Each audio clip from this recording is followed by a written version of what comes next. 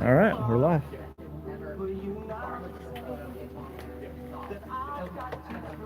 Let's see. I got my questions and such.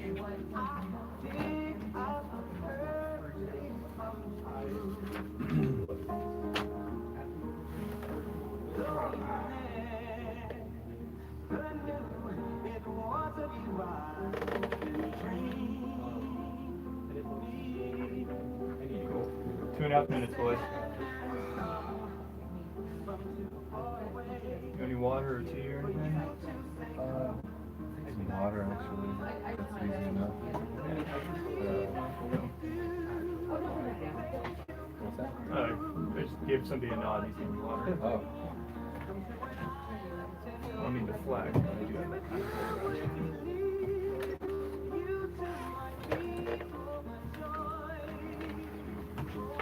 actually gonna lose some layers. This is Yeah, just for a thought.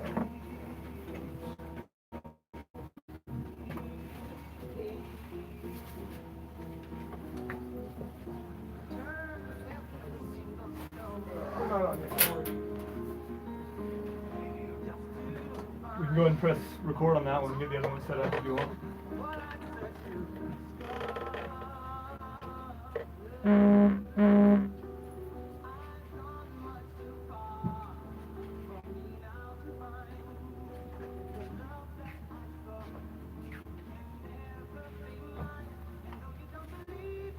Thank you. The water. Stream band. Do you want to throw on your headphones, make sure you got a signal and everything? Hello. Sound good? No, we're not on that. It's kind of low, but.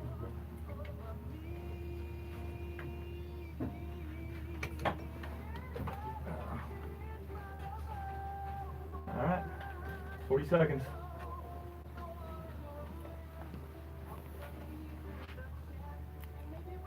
The ring game's pretty strong. I haven't gotten into that yet.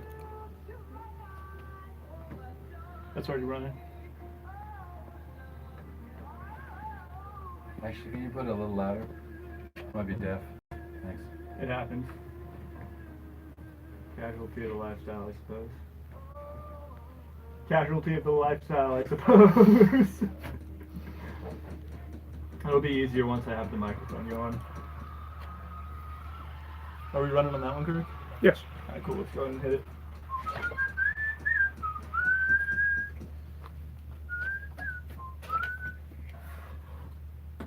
Welcome to A Fistful of Vinyl. My name is Alec. We're broadcasting live on KXLU 88.9 FM. I have a guest tonight. Do you want to introduce you, or would you rather introduce yourself? I can't make those kind of decisions. Alright. Julian Casablancas of the band Voidz. Most recently, anyway. Welcome to A Fistful of Vinyl. Thank you. Thanks for inviting me. Ground rules. Like I said, this is going to be a very informal conversation. I don't have the capacity to be formal. Mm. Yeah. Okay, that sounded. Very formal, Yeah. deceptively so. Yeah. There you go, you're catching up. 2, this is unfortunately an FCC regulated radio station. That is a swear jar. Oh. Watch yourself. Okay. And outside of that, man, I am super psyched to have you on this show. Yeah, thanks for, we're all such huge fans of this great station. Likewise. It's a shared admiration, sir, definitely. And you're sort of loosely here because you have a show coming up. You're playing the Wiltern, February 2nd. True. No Age is playing as well. Exciting, yeah. I'm looking forward to it. Yeah. A handful of our listeners are going to be looking forward to it because we're doing a giveaway tonight. Oh, cool. 310-338-5958, 310-338-KXLU. How do you feel about deciding what somebody has to do to win tickets? I usually like to keep it like stupid simple. Like you have to call in and like name an animal that doesn't have fur or something like that. I mean, how many people would even call in? I don't. We'd get a good handful. Somebody would call in and yell snake and they'd get tickets. It'd be easy. I don't know, yeah. I always think, before doing the interview, I always think, I should talk to the person first and check them out. But I never can figure out what questions to ask. Well, for now we'll keep the furless animal thing. If you ever want to change the criteria throughout the interview, by all means. Okay. Yeah. Yeah. I'll think about it. Yeah, open book. Next break. There you go. And we have a playlist queued up as well, music that you've hand selected. And we're going to kind of dedicate the middle portion of the show to just having a conversation, you and I. Okay. So we'll come back to that. First up, I'm going to play a song by No Age, just to contextualize people who are going to that show. And you had requested we start the show with Into the Void by Black Sabbath. I mean, yeah. Sure. All right. I love the commitment. This is No Age with the song Cruise Control. You're listening to a Fistful of Vinyl. Don't want to step on your toes. If you have a vision for the set. We'll hop around. It's mostly just going to be dictated by time. You know, like, is there anything you don't want to talk about? I should just courtesy I could avoid. Probably, I you know. If at any point you feel like you don't want to answer that, I'll 100% respect it. I don't know. Other than that, man, I think it's gonna be fun. How long do you DJ? We're on till about 10. I talked to the DJ after us. Her name's Marina. Very cool. Only an hour? Only an hour. All right, this is valuable time, dude. We already got one parasite. Did they? What animal did they say? He said snake. Oh, come on. That's the one I said. There's other animals that don't have fur. Naked mole rat. Fish. Any fish. That's a pretty good question. I mean, that was truly a ticket giveaway. Also, yeah, if at any point you got a question, if you feel like asking me anything, I'm an open book as well. This entire show for me is dedicated to just being as human as I can. You know? Faults and all. Yeah, I don't know. It's weird because I'll be, you know, so deep in thought. Sometimes I'll think, oh, those are interesting things, but then I know you step into an interview and it's always like, what's it like recording music? And you know, so. My very aim is to make this an interview of questions that you haven't been asked before. I'm gonna do my best. I'm probably gonna hit some do-overs, but I hate those interviews that are just like, why is your band called the Voidz? What was the Strokes like? Yeah, thank you. Yeah, I want to do that, man. I mean, it's not that I mind. I'm just bad at answering those questions. Oh, I feel you are in answering questions you haven't been asked. You guys have before. coffee? Hey, do we have any coffee out there? We have instant coffee. How instant? Like, can it be like 10, 15 seconds from now? It can be 10, 15 seconds. Forget it. It's fine. Don't worry about it. I just didn't know if you guys had a We do have the There's old coffee. There's a thing. tea sampler cup out there. We'll get you going. Yeah, we were just kind of in a long rehearsal music. Yeah. How'd so- rehearsal go? It's covering doing new stuff, old stuff. How you approaching New it? stuff. New stuff. Nice. So I like to rehearse for the show, but did not. Yeah. Sometimes it's better if you don't. Sort of stuff, extemporaneous. We've been touring, so it's not. Yeah. I haven't actually gotten to see you guys yet. Oh, okay. So I'm really psyched for the second. Cool. I was reading that you guys play, you'll go back, well, you do like, you know, Voidz stuff, you'll do some of your solo stuff. You'll do some, like, stroke stuff, but stuff that you've written, yeah? That's still the case, or is that kind of dated information at this point? That's a little dated. Yeah. I don't know where to start. Because most of the stroke stuff I wrote. But yeah, we do. Yeah, I guess just mainly Voidz stuff now, and we probably do a Kraftwerk cover. Oh yeah? Is it Europe Endless? Yeah. Nice. Oh, why did someone send that? Yeah. I'm really good at research. I feel like I understand you inside and out at this point. Why would they shouldn't, I mean, I guess, you know what, actually it might be cool to do it. It's No, all- I sent it. I wasn't gonna call you that. I was like, see. yeah, somebody did. But it's like, I think it's like a 9-minute song, so we might not be able to jam on it today. Or maybe No, we'll no, treat it it's as our not. outro or something. But I figure I'll fade. We're in Black Sabbath right now. I figure I'll fade it partway through and get to chatting. I think we're gonna come out To Black Sabbath into Void. no, to Kraftwerk cover. Oh, nice. I'll be sick. I'll be sitting in the audience like, I knew this was gonna happen. You're all surprised. This is a Kraftwerk song. Yeah. Not a lot of people know about this song. I do. He told me. That guy. He told me about it. You can go and let this like set the tone for the. Yeah, I can't really. It's still low. You're on cue. I mentioned the station being 60 years old. There's some of the stuff they hate like it. That's crazy. What kind of music did they play 60 years ago? I mean, stuff that I knew from early on was like Air Blasters or like Dire Straits. I mean, that's more recent actually. I don't know. I was born in '89. Dire Straits. I guess 60 is not that long ago. I mean, No other band members are coming. No. Do they leave you hanging, or is that Man, it's fun. It's alright. I mean, it was late. All good. I want to go back to the studio afterwards. You wanna jump on air? What's that? You wanna jump on air? Fade this and like keep going in the background if we want. You're saying you want to cut the song short? I don't know. I don't have the urge. Okay. We'll let it roll. Yeah, I don't really. I mean, it's not. We're just fans of the station. It's not like we're mega promoting.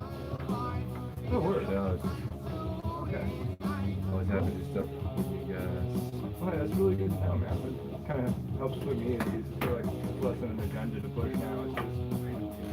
Yeah. I mean, we could go to different. We got 3 minutes left on this. We'll chat a little bit after it. And like I said, all the music that you sent, a bunch of other stuff that I pulled up is all ready to go. If you want to hear something at some point, you just let me know. No. I mean, I always like the idea of playing, you know, mellow, weird music that's not on the air. But you guys play such weird stuff anyway. In general, the station, so it's not like. We try to mix it Not up. much of a station. Not much of a statement. I was reading that you I wrote it down a little bit. Well, you basically said like you try to only listen to like outstanding music at this point. Like you don't listen to music passively, or there's no like background music for you. Yeah. How do you go about figuring out what music to listen to?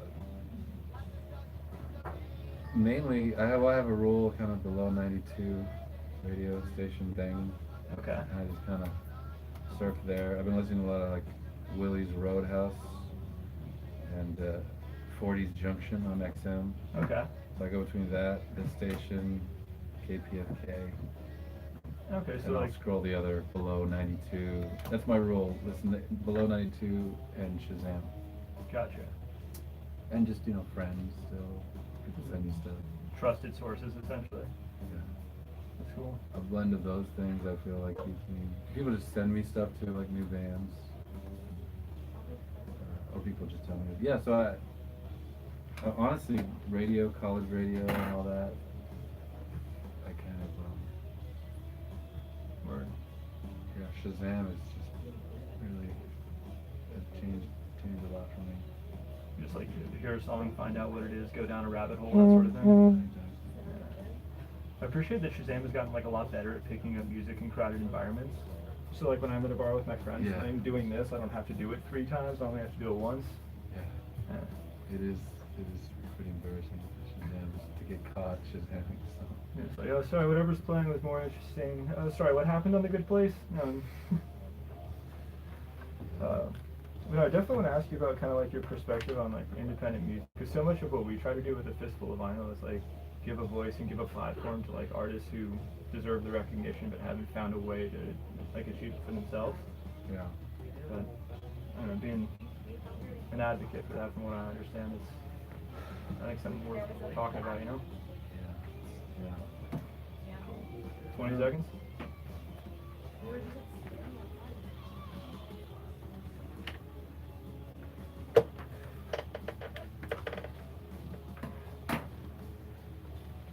Try to keep it simple so you don't even need the scissors. Cut my hair. Welcome back to A Fistful of Vinyl. I'm Alec. I'm here with Julian Casablancas, and you're listening to KXLU 88.9 FM, Los Angeles.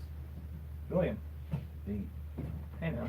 So we were just talking off air about kind of independent, DIY, underground, or underappreciated music. And, you know, it's a big mission of this show to try to, like, give those artists, give that music a voice and a platform. And I know you're an advocate for kind of non-major label music. What in your mind is like the best way to lend support to music like that, or the best way to kind of like seek out talent within the sort of underpromoted groups? Well, I mean, you guys are kind of a lighthouse. No.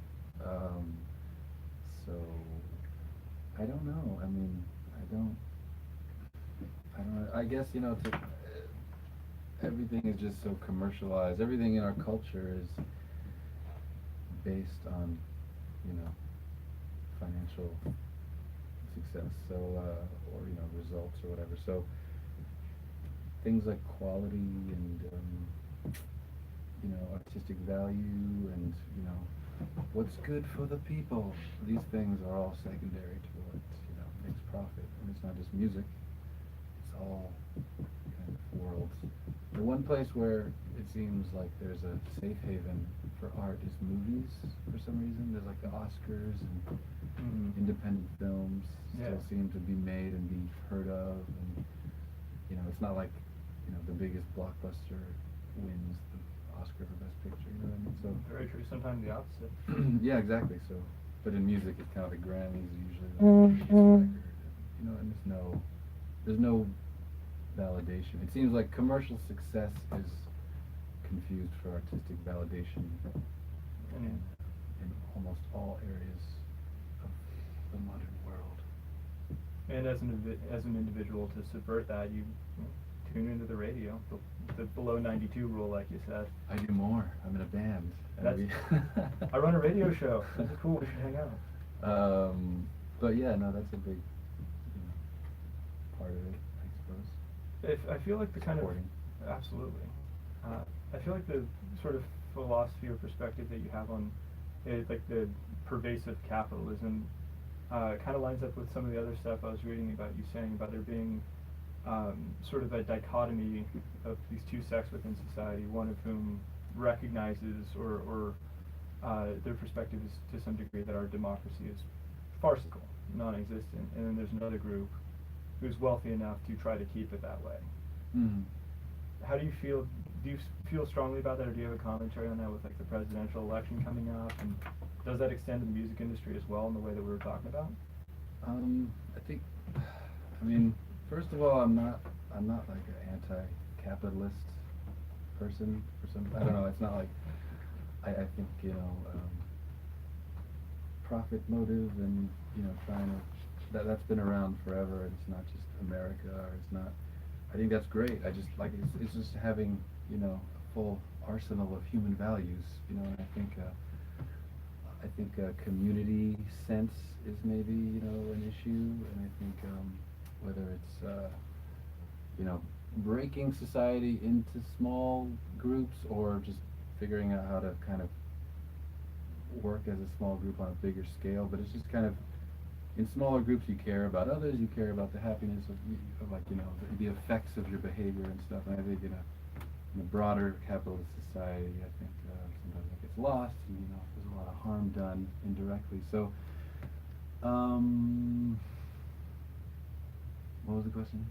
Just kind of about the dichotomy of wealth keeping the status quo of, you know, perhaps like a puppet democracy or a non-representative democracy combined with, or in contrast with people who recognize that and are trying to do something about it. I think it's a cultural thing. It's a little ingrained in us that we just respect, you know, the guy who makes money and, you know, the successful company, and it's just, we don't kind of analyze it deeply. It's just like if someone, even whether it's a mobster or whatever, if they make a lot of money, it's like we respect him, and that's what you strive for indirectly, and that's what you kind of brainwash, groom everyone to think, you know, is to have financial success is kind of the only priority, which is understandable because obviously, you know, you need money to survive, so it's a very important part of society, but it's more a cultural thing, and how to kind of awaken that within humanity, that's a whole other, you know, you need some kind of new enlightenment or some kind of, you know,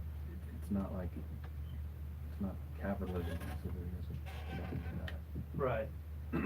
Well, I appreciate that you kind of approached it through the perspective of community being the answer to that. You know, we're all about the DIY ethos, at least within music, and it makes sense that the subversion of, you know, hyper-capitalism or hyper-consumerism is the idea of doing things yourself or do it together, you know. Create a system where you're less reliant on the external, on the purchase, on the commodified, and instead, you know, do your best to supply yourself and the people that you care about with, you know, what you need and what they need. Yeah, I think there's just these basic kind of, you know, like if someone wants to try to make a lot of money and have success, and you want that, you want competitive, you want big companies to be successful, that's fine. It's just once it crosses that line and it's causing harm, you know, I think, you know, we have this weird notion of freedom, and it's not really just, you know, you don't have freedom to do anything. You don't have freedom to shoot someone. You know, you have to freedom while respecting. You do, but there are consequences. Well, you have to respect the freedom of others, or you go to jail. And as a police, we all agree that that's cool. But for some reason, in business, indirectly, if you cause some ravaging harm across a border, it's because you're making money. It's fine. Yeah, I see your point. Yeah. So I just think it's, you know, it's almost, it might be laws, it might be, you know, a kind of cultural thing that, you know, through books or teachings, or you never know. Music? You can't predict. Yeah, sure, whatever it is. You know, it's more on a spiritual level, I think, than just you know, technical, legal. It's a mixture of everything, I think. But anyway. Do you feel there's a responsibility for, like, as a musician yourself or other musicians to have strong feelings on that, or seek to change that, to commentate on that in their music, or to use their music as a revolutionary device? No, I don't think necessarily that's the case. I think if you feel the responsibility to do something and you feel like you have the means to figure out how to do something about it, I think, you know, then yes, but I don't think it's a must. I think, you know, people's purpose, not everyone's purpose needs to be to fix everything, you know. In some ways it's good to not want to control anything, so. Yeah, it's a very stoic perspective. So it's, I think that it can change things, but you have to be careful, because music is a kind of means to escape reality and kind of find inspiration elsewhere to deal with reality, so you don't want to be kind of preached or lectured to in a song, you know, so you can't just tell everyone needs to be political, because even the most, you know, people like Bob Marley, they half the songs are political and maybe half the songs are just, you know, more light. Aesthetic. Yeah, so I don't know. Well, I definitely appreciate the perspective of using music as a form of, I hesitate to use the word escape, because I think escape is a means of, like, diverting responsibility or shirking responsibility. I think it's more of a term of, like, relief, you know. If you can argue that everybody who exists within society is carrying some form of weight, if finding a song that really resonates with them, finding an artist who really resonates with them, allows them just to lighten that weight for a little bit, temporarily, they know they're still going to deal with it, and I can see that being at least an equal importance of an artist. The reason I ask about the political idea is that there are a lot of people who educate themselves politically or through social activism via music. You know, it's such an activating platform, because you have, in many cases, like a huge captive audience. You're at these festivals, you know 100,000 people in the audience, and that sort of thing. You have the opportunity to disseminate a message. But they're drunk and they don't want to hear that. Very possibly, but this is a different. I was careful with the swear jar. Very good. That's still empty. I'm impressed. Yeah, Yeah, I don't know. I mean, I'm gonna totally derail for a second, and I apologize. No, let's If go. I was listening, I'd be like, just shut up and play music. So sorry, but I got this wild idea that people want to hear you talk, so I wouldn't worry too much about pretty it. wild.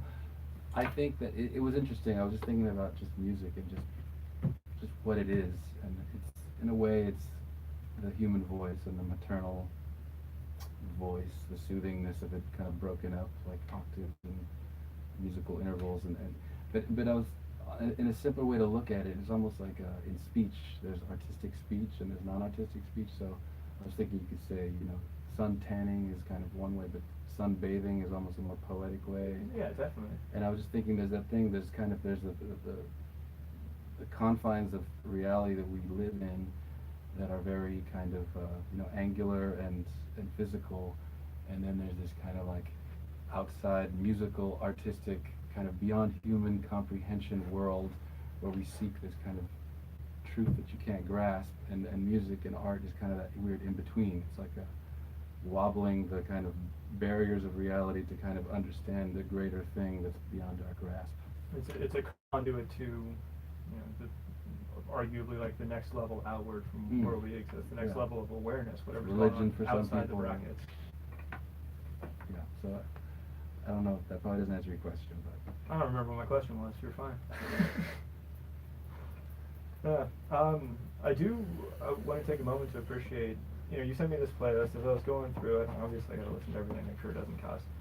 We're all over the place stylistically. I mean, combined with what I've sort of found from other interviews, like we've got like early American folk. We've got very out there kind of like mesophonic type music. We've got a lot of 80s inspiration. We've got Stevie Wonder on here. I'm really impressed with the amount of diversity that's going into this, and obviously your music would you agree that it's experimental?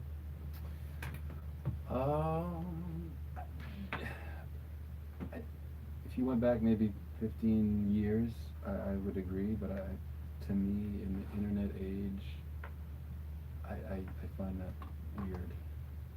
How would you describe it? If you feel like Well, I putting a term understand on that it. pop music, that the internet has accelerated the kind of, mushroom cloud swelled the kind of focus of pop music, and the popularity of the mainstream stuff is so kind of huge in the billions, etc. Yeah. But to me, it's the internet era and Shazam and all that represents the kind of, you can go at any country, any era, at any time, just on YouTube, and it's just there's so much eclectic stuff to listen to. So when I think experimental, I don't even, that barely exists anymore. I mean, pulling off something that sounds perhaps unfamiliar and making it catchy is definitely a challenge that I embrace and hope to achieve. Mm-hmm. But just kind of, hearing something that sounds weird in quotes and good is rare and hard, but finding something that's weird seems like almost ludicrous to think that way, because you have access to so much crazy stuff. It seems like a better term than would just be worldly. As you experience more as you underworld music. Ooh. Like underground music from all countries and eras. Okay.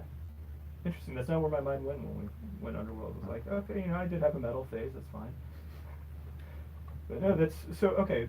Part of the reason I'm asking is, there's all sorts of palpable influence that emerges from your music when you're listening to it, or when I'm listening to it. And I'm curious about I'm only so musically experienced as I can be. I'm curious about what sort of influences I might hear in your music that I'm maybe not keyed into. What's something that you know has touched your music or imprinted your music that may have flown under the radar for most listeners? I mean, since the beginning, it's been such a scattered mix of things. I think you asked me off microphone or off live or off camera, however you want to say it, about only listening to quality music, and I think that's sometimes people ask advice and stuff, and I feel like that's the most important thing, is what you put in your ears is very important, and I feel like I try to only listen to something that I think is really amazing and but it's also eclectic. So you kind of deeply absorb things that are great, and then they come out in different ways at different times. Because all art is theft and imitation in a way. Mm-hmm. And so, yeah, the better stuff you listen to, the probably better off you are creatively. So venture out and venture far, but be selective. Is perhaps the lesson. Sure, that's, well, better said. I'm used I to don't talk so good. I'm used to only having an hour. No, you're very concise. Why say more word when few word do trick? Yeah. I was listening to one of the covers, the Think Before You Drink, and I understand you arrived at this cover, and this is off of Virtue, right? Mhm. And I understand you arrived at this cover in kind of a circuitous way. The song's originally by Michael Cassidy. He's not a huge artist by any means, but you found it through, oh, come on, Alec, work on your handwriting. Hansaduda Swami? Mhm. Yes. I don't. Maybe. Okay, cool. If we agree on it, it's fine. Through what lens do you like listen when you find a cover that you like? Not even necessarily one that you guys are gonna do. Through what lens do you listen to it? Is it a derivative of the original work, or is it kind of? I have a kind of rule for covers, and I haven't always followed it, but essentially, it's kind of, remember the Wonder Years, the Joe Cocker cover Oh, yeah. of not Yellow Submarine, Will Help You Give For My yeah, Friends yeah. or whatever. Yeah. Oh Ringo God, I Starr love that song. Yeah. Great times at karaoke. So yeah, so I think that it's kind of when there's like a magical hidden melodic or powerful gem kind of in a performance of it that's maybe like a little weird or off or quirky. Mm-hmm. When you kind of derive surprise power from songs, or present them in a different way where they like I would never suggest anyone cover, and if you did, that's fine. But cover Bohemian Rhapsody, for example. You know what I mean? Yeah, It's absolutely. a great song that's performed great. You don't really want to mess with those. You want to mess with something that almost like the singing, maybe things about it sound a little like you have a way that you would maybe do it in a different way that you would prefer. So I heard that song. I think it was on this station. Is there like an Outsider Music hour here? Is that here? I can't read the Maybe schedule it's from here. KPFK, but it was on. Anyway, it We was have something that does that. I don't know if it's called It was that. just a very I don't want you rare- to go switch to KPFK I or really anything. liked the yeah. Oh, swear jar. Boom. I'll send you a But better I love request. KPFK. That was sarcastic. Just find it funny that you guys would be rivals with them. We're not. We're not. I know. Yeah, we support each Right, other. I hope not. Independent radio has to support each other, man. There's not a whole lot of us left. Cool. Rising tide raises all ships. I mean that sincerely. Cool. Yeah, anyway, I rarely hear a political song that I feel like the lyrics are cool and resonant and relevant, and that Mhm. one kind of had that, and the song was so kind of bizarre too. I think he was maybe not a musician, he got a band together, I think he was like a guru. Yeah. I don't really know the history, but I mean, the song has a fond place in my heart, but yeah, it was pretty weird versions of that song. Mm-hmm. I feel like I should remind people they can call in for tickets. We're not really promoting that as hard as we thought we were going to, but 2/2 on February 2nd, you're playing at the Wiltern. We have tickets to give away. Call in and name your favorite Lucky Charm from the cereal. I do a lot of giveaways, and it's always like just as asinine of criteria. Maybe it should be like a multiple choice question, like what's a better band or movie or something, and then there's like a something right like and wrong. something like deeply subjective, like which is the best No. Godfather, and just say no to everyone. That'd be pretty funny. So I have this habit that a lot of people tease me about. You know, I named my car Audrey. I named my guitar Jane. I have this kind of Audrey. Audrey, yeah, after Audrey Hepburn. I actually just sold her, and she was a 2000 Toyota Solara stick shift. It's the first car I ever owned, and I sold it to a kid who was 18 who didn't know how to drive stick shift, but was going to learn and wanted to be an auto engineer. Like, I'm so happy that that car ended up in the right hands. I was so sentimentally attached to the thing, and part of it is I think because I never said "come on car," it was always "come on Audrey." I felt sort of the spiritual connection with an object. Granted, I was projecting onto it, but it felt valuable. I treated the car differently because of that sort of spiritual projection. And I'm wondering if there are any inanimate objects that you feel is sort of the need to name or have some sort of deeper connection with, and like this is a tool or an object. You know what I mean? That was all over the place. Was that articulate enough? I name things all the time, but I don't know if that gives it. I'm happy for you. Let's play music. All right. All right. What do you want to hear? Should I just grab some? Yeah, I don't even. All right. What's on the menu? Ariel Pink, Picture Me Gone. Oh, okay. So this is stuff that you researched off of you downloaded my mind. Yeah, essentially. You know, you're in the Matrix now. All right, that or Spider and I by Brian Eno. All right, let's do Ariel Pink. This is Fistful of Vinyl on KXLU.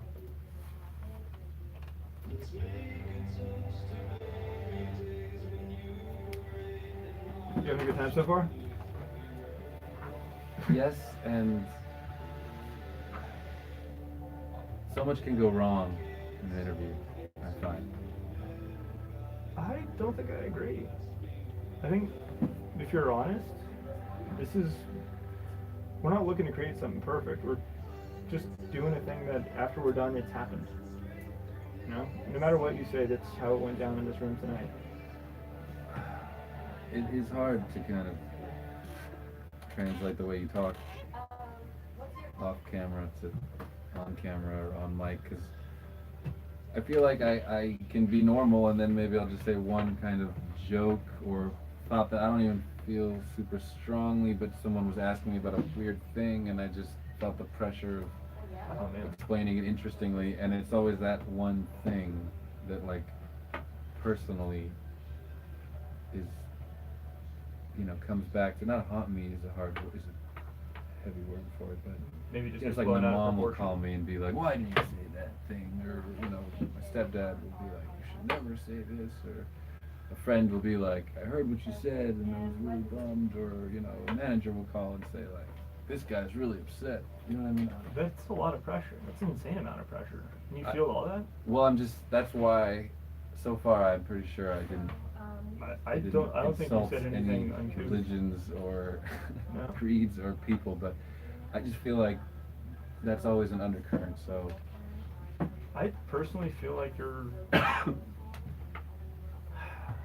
would never intentionally try to offend somebody, and not I would. you, but most journalists are liars. I'm not a journalist. I'm just a dude with Not a you. radio show. I'm just talking about interviews. Yeah. This is my own shit. This is not. Yeah, for sure. This is not you. This is your. I've only had wonderful experiences with probably every college station I can remember going to, and that's what I love to listen to. But just in general, when you do interviews, I'm just saying I've misstepped a lot, so I'm just always thinking, don't put your foot in your mouth. That's all. I got you. But Alex, this is great. This is fun. What's up, Brayden? do you want to give away one more pair of the phone? How many pairs does the station have to give away? Two, but they're social media. Yeah, we had two social. And they're already gone? Yeah. Well, I have no. tickets in my pocket. The first three pairs are gone. The social. But these are, I think, like VIP vibes, so maybe we should Well, like. do you want to give me those? Maybe, yeah, I can give you some. Yeah. You don't have tickets? I can give away the tickets that are allotted for me to listeners if those are. Alex. If you want to hand me those. We have Or one we can ask location. very pertinent questions. Do we feel like digging into really pertinent questions? I mean, we could say like, you know, which Van Halen is better? I'm kidding. Doug Van Halen. Not a lot of people know about him. He just sells a hell of a car, man. No, like singer-wise or Gary Yeah. like Yeah. he's the original singer of AC/DC. Go ahead and give away. I think they gave me 2 more pairs. Go ahead and give mine away. So you had 5 total? I have 5 pairs total. Yeah. Okay. And we have 2 that we were doing on social. Does this cover That's fair. my curses? We have 2 we were doing on social, but we can do 1 of those on air. You guys handle your tickets however you guys see fit. I'm just offering up mine if it helps people. Yeah. If we need to do one of those. Tell them they have to tattoo a fistful of vinyl on themselves, somewhere visible. Okay. Yeah. On the- And legible. None of this 6-point shit. Come on. 11-point font. 11.5 Arial. And what's it on? NLA format. You gonna play another song after It's this, or you gonna- Alec, it's Robato's Lab. It's Roboto's Lab. Sorry, I forgot we have an official font for Fistful of Vinyl. Roboto's What are the Lab. other songs? Do you want some stickers, by the way? I brought stuff for you. Sure. Do you feel like you put them on stuff? Would you use them? I have a bike. Nice, dude. Here's some stickers and a pin. We just made this. I don't mean to be stingy. We just, all this stuff comes out of our pockets. So I like to make sure people will actually use the stuff we give them. You know what I mean? Let me be your NASCAR. Vroom vroom. Move over, Jeff Gordon. Put patches all over. What other song? Maybe we should just introduce Can- a song so it's like we talk, but we're not annoying people who want music. We have Spoon by Can. We have Green Down by Beak. We have Park Kwangju with Grass.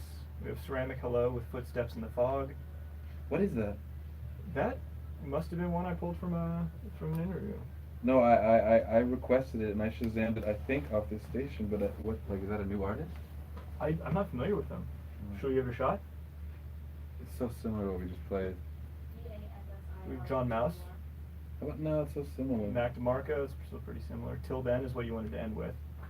What about some kind of like? The Lost Cherries with Poem. Going for it.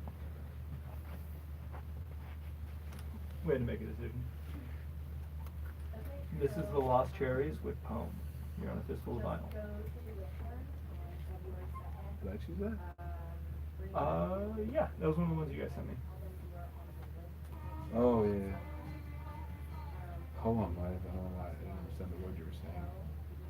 Poem. P-O-M-E. P-O-H-U-M. Poem. Poem. Poem. It's a phenomenon called semantic satiation. When you say something so many times that it loses its meaning. Semantic satiation. Yeah. Thank you, man. So I read your Reddit AMA as well. And one of the quotes I wanted to ask about, if we want to speak to it, is tyranny is the problem, virtue is the solution. Do you feel like to carry over into other, like whatever's next for you guys, is that going to be a continuation of that? I'm gonna go ahead and I'm trying to find a third word, like the solution. Tyranny. How to execute the solution. Yeah, maybe Diligence, or what is it, like discipline is the method, or zeal, community is the method, something like that. I was not going to as ask you about sexy as, collaboration. like, the back of the classroom. What's that? I was just kind of running through we don't have a whole lot of time left, so I was kind of testing what it feels like when we got paid her. I don't know. One of the questions I love asking is whether old music should be treated as. Not that one yet. We're gonna do Grass. This is a cool one. One of the questions that I thought was really cool.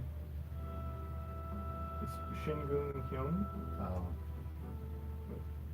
Yeah. I really like one of all the ones you sent me. This is one of my favorites. Yeah. I just went through my last Shazams. That's awesome. That's the sort of just kind of shooting from the hip that we like to do. So I'm saying no, and granted there's a different level of pressure on me than there is on you, but that's why I'm not terribly worried. I can just kind of trust myself to say okay things, or at least be able to like piss somebody off to speak to it or make a decent enough apology. It's, like I was saying, it's part of just being willing to show fault on air, vulnerability or imperfection, that sort of thing, is making a mistake and owning it. But then again, there's kind of wise internal life lessons that get you fired. Probably, yeah. Hasn't yet, but it's also fairly low stakes. I don't think NME is going to run an article on me using the wrong word. Yeah, but I mean, KXLU, it's not like, is someone really like listening and like yelling at DJs for being unprofessional? I've gotten calls before. Usually from like a joke that we just keep reiterating, like, we'll be trying to like work a bit on air, and it won't be funny from the beginning, but instead of letting it die, we just keep trying to like find a way to make it funny, and ends up getting us in trouble once or twice. And So, to call it, and we own it. We just go, you know what, like, I'm sorry, that wasn't funny. We were trying to be funny. Live radio is hard, and sometimes you just got to go with the first thing that's in your mind, and that was clearly a bad path, and I apologize. You say that on air? If I need to. But, I mean, that's all genuine. That's not lip service. It's like, man, I'm not proud of where that ended up either. I also wish that went differently. I'm mad at me, too, for saying that. Oh, man. Let's see. We got a couple minutes left. Do you mind if I fade this, or we can keep it running in the background if you want? Fade away. Someone's gonna do it. No. Welcome back to a Fistful of Vinyl, KXLU 88.9 FM, Los Angeles. I'm impressed the phones are ringing off the hook. Who knew that this is what it takes? Just to ask somebody about animals that don't have fur. They call you. Go figure. Any good answers? Snakes, but come on, somebody called and said snakes. I said that one on air. Like, that's why I didn't mention any of the Lucky Charms, because I wanted people to think for themselves. Yeah. Yeah. You've got a lot of collaborations under your belt. I was reading about Danger Mouse, Sparkle Horse, Lonely Island, fun one, Daft Punk. What's like your ideal collaboration? Who's like the living or dead? Revive somebody and be like, let's jam. Who do you pick? I really wanted to do a song with Lou Reed. I really wanted to do like I really wanted to do a song with him that sounded like Old Velvet Underground. Yeah. That was a big bummer. I mean, obviously, his family. For me, that was just a whim. But yeah, that was one. I think I kind of want I honestly really want to do something with Stevie Wonder, but I just think he's too kind of up there on Mount Rushmore to kind of get to for me. Probably every kind of R. Kelly best singer in the world that he kind of has to fend off every day, probably. Everyone in the world, every top person in the world probably approaching him and stuff. So I've definitely written or been part of a bunch of songs that I just think, oh man, this would be like cool. This is a new Stevie Wonder song that I need to go away. This feels like a Twitter campaign waiting to happen. Okay. Sure. Hashtag Wonder and Voidz. I don't know. I'm not good at hashtagging. Okay, somebody come up with something more efficient and make it go viral. Too bad Jake's not here. Would he come up with something catchier off the bat? Sure. Yeah. I'm a huge Stevie Wonder fan. Yeah, Stevie Voidz. Yeah. One of the things we're talking about off air, in reference to the first two Voidz albums, we had Tyranny and Virtue, and you were quoted as saying, "Tyranny is the problem, virtue is the solution." Seems like a very deliberate connection between the two. Yeah. And do you feel like there's going to be a continuation of that sort of narrative? Maybe we talked about it. I think it was maybe also because the name was changing in a way, shortening or whatever. So it was nice to have a continuation. I remember Tyranny. It's funny because that concept, it was like, during the Obama administration, people were kind of not interested, and then kind of on the opposite side of the wavelength, because I don't know, we're always so ahead of the curve. Alright. No, but my what I'm trying to say is, I guess Tyranny was kind of the problem, and we wanted to maybe be a little more positive in a way, not just like saying what's wrong, but saying like a solution, like you said. So I think the third one, if we're gonna do a connection, might be something like how to execute the solution. So virtue plus blank. And I think we were saying after like discipline or something. This feels like, have you ever read the poem If by Rudyard Kipling? My dad gave it to me when I was, I think, 13. I still have it. It doesn't look. It's the instructions of a father telling a son basically how to, like, the sort of behaviors to follow to be like the ideal, like, the man. Heavy. It's a charge, If you can keep your head when all about you are losing theirs and blaming it on you, if you can if you can trust yourself when all men doubt you and make allowance for their doubting too. It's a whole, list of. Are those things possible? I find that almost every major internal, like Alec versus Alec challenge that I have in my life can be related back to some line in that poem. Including, like, if you can make a heap of all your winnings and risk it all in one game of pitch and toss and lose and start again at your beginnings and never breathe a word about your loss. If you can react to victory and defeat and treat those two imposters just the same. It's a very virtuous poem. Yeah, that sounds. So, I don't know. Right. I'm just thinking it's source material. I mean, it's by the guy who wrote The Jungle Book. It's basically written for kids. I don't know. Just. Yeah, check it out. It sounds cool. Not trying to drop your album for you. Sounds amazing. Sounds like, yeah, like almost. You ever read like the Tao Te Ching? No. Yes. Interesting thing. What's the connection there? Well, it just seems like you're kind of stating all these kind of, ideal ways to be, and I find it interesting. It's funny. I always thought it was something like, I didn't know what it was. You heard Taoism, and you don't know if it's like a form of art or like Tai Chi. You just have no idea what it is. But I recently was introduced to it, and it's basically the godfather of all spiritual texts, seems, before the Bible and Buddhism, and basically inspired all of it. Things from the theory of relativity to probably the most insightful parenting things I've ever heard. It's kind of all there. Basically, all of humanity's wisdom was written, whenever it was, 5,000-6,000 years ago, and it's there for all to read. And just check it out. Do you feel like from what you're reading, do you feel like there are lessons that you're applying to your own life, or to keep it relevant to your art? Trying. I mean, yeah. I mean, it's really, yeah. It's amazing. It's hard, obviously, to do all those things, but yeah, it's nice to kind of know what to strive for, or find kind of guiding principles, because you can definitely get lost in your daily needs and thoughts, and kind of to have that kind of perspective, definitely, whether it's a poem or the Tao Te Ching. Yeah, it's a helpful tool. It's going on my list. So, I have one thing that I like to do with all of my interviews. Do you know what this is? Yes.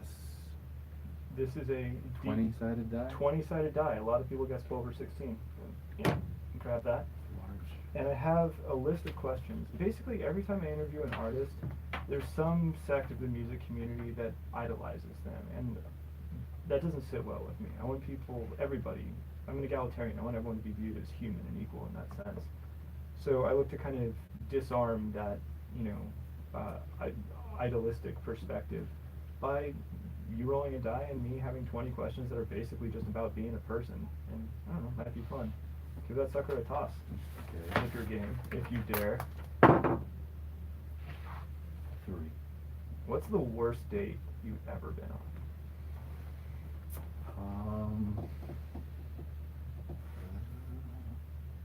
You can change names if you want to protect the innocent. First date when I was a child, not a child, I don't remember the age, but I remember my sister took me and this girl to the movies, and it was this awkward it was my first date, you don't know what the hell was going on, but Wait, were you chaperoned? Yeah. Oh gosh. Yeah, you were screwed from the start, bud. And Deck was stacked. my sister's cool, she sat in the back. Okay, alright, cool. Wasn't and, overbearing. But we went to see Born on the 4th of July. I don't know if you know that movie. Yeah. But it is incredibly That's a hard dark date movie. Yeah. That's a hard date not movie. a good date movie. And if you're at the age where you need a chaperone for a date and you're seeing Born on the 4th of July. Yeah, try it. Yeah. Weird combination. How is getting ice cream after? The whole thing, it was just like a so nauseous. What does freedom mean? It was, yeah, just kind of, the intense, getting paralyzed in the war and kind of being romantic things within that just all died quickly. No. Yeah, I can't. That's whatever the opposite of an aphrodisiac is. I think it's Born on the 4th of July, and we're like, so like, you want to do body stuff? Cool. Well, Shall I? do you want to go again? Oh, just one. It's one. Dude, fire away. No, please. Do you want me to go? Sure. Here, here's the table. I happen to be 18. If you could be alive at any point in human history, when and why? Ooh. Interesting. So my partner and I just had a conversation with a little bit looser parameters, and I said I wanted to be alive in the future. I would pick, 200 years from now, if I could. And she reacted to me aghast, like, what? Like, why wouldn't you go to like the 20s or the 50s or the Old West or something like that? And I think because technology, I think of like Moore's Law, and technology is Maybe a moving little forward further so than quickly. 200 years? 200 years I feel like is like right on the make or break. Like, if we destroy ourselves or we finally overcome like You don't war. want to overshoot it and be floating in space. I want to be there when it happens, one way or the other. I want to see that moment. But regardless, technology is going to be incredible. I'm an optimist. I think human advancement is going to move us to the point where we have more of a global citizenship, and I want to participate in that. But barring that, I guess I'd go to like the 1950s and kind of do like the Marty McFly thing. Not, have weird feelings about my mom, but maybe like beat up my dad's bully and that sort of thing. Oh, okay. Yeah. Oh man. I was also in my interview with like what's on your playlist, but we've also been talking about that kind of throughout.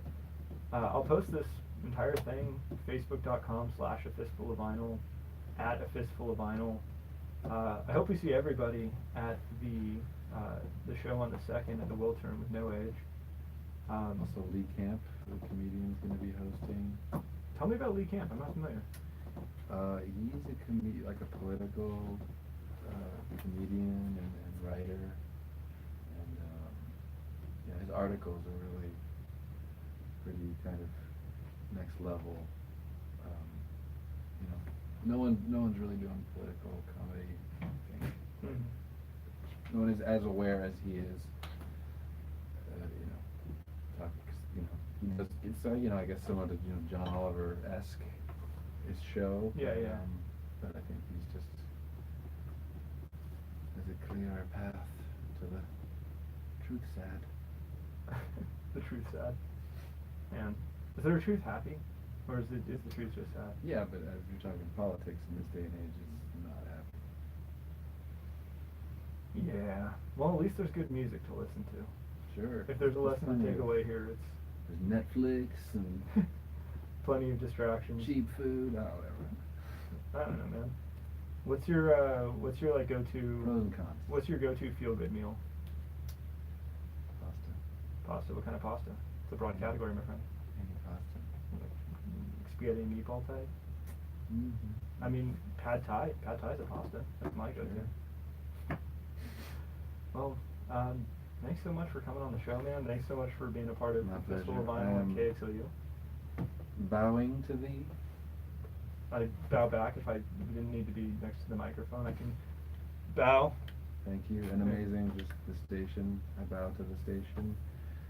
Keep up the cool, weird magic. Thanks very much. And our outro is going to be a song called Till Then. You want to give us just a quick reason why you picked that? I don't know, just felt like, see you later. See you Alright. later there. Like 1930s, 40s style. Have a good night, everyone. Till then. Nice. Well, I had a great time. Yeah, no, That that was was really fun. fun. Thank you. Alright, did I achieve the goal of at least asking you stuff that you wouldn't normally get asked? Yeah, I think it was, great. Word. Do you want to? I have a KXLU t-shirt and a Fistful of Vinyl t-shirt. Do you